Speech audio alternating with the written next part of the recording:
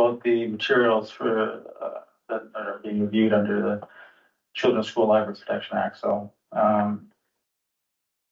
there's obviously, I guess, some misinformation or misconception. I'm not sure where these things come from, but just so everyone, I'm reporting to the board because I know you hear these things as well. So just in case there's some confusion, there aren't 200 titles in my office. There are actually currently right now 125 titles in my office. I'm not sure where the other misconception comes from. These items aren't locked away and they're not inaccessible. I clearly and openly discussed this from the outset of this review. The process, including due dates and how items would appear in the ILS, was discussed. Nothing is really suspicious or underhand here. I've been talking with my IT department regularly about when the due dates are and how best to handle these things. Anyway, these items are in no way inaccessible to patrons. In fact, there are 5 titles that are currently checked out to patrons, and there's 17 titles that have been checked out to patrons since the items came in for the review. So that's probably like 125 titles, 5 are out. There's probably 10 that are kind of on their way back.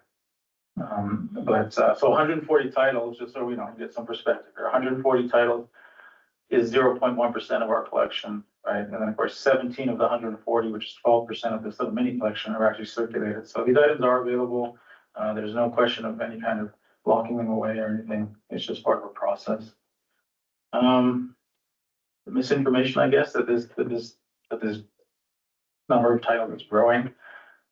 As I've always have done, I will openly report here, the progress of CLN's compliance with the Children's School and Library Protection Act.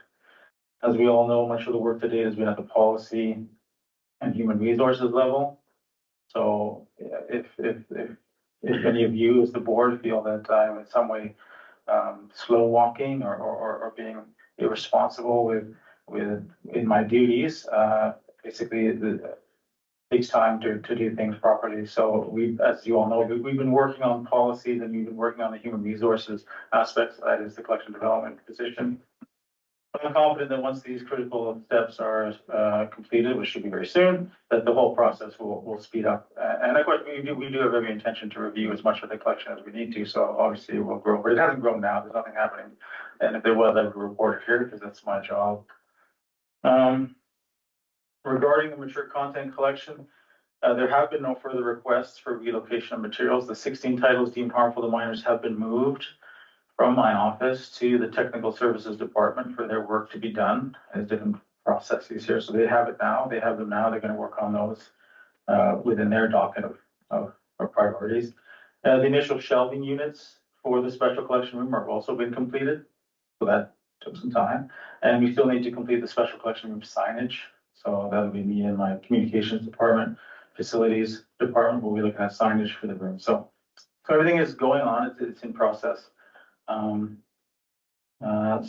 again, I'm just reporting to the board because I just want to make sure that we're doing my due diligence here. But just maybe a misconception or misinformation about that CLN is engaged in censorship or book banning. I would just like to reassure the board that there's no such thing happening. I think it's an abuse of language to use those terms for what is standard professional library practice, which includes and has always included reviewing and evaluating collections, cataloging and classifying materials, labeling books based on content and form, deciding where to locate library materials within a library, and deciding levels of access to various library materials such as reference collections, special collections, non-traditional formats, etc. So I'm reporting to my board. If there are any questions, I'd be happy to answer them.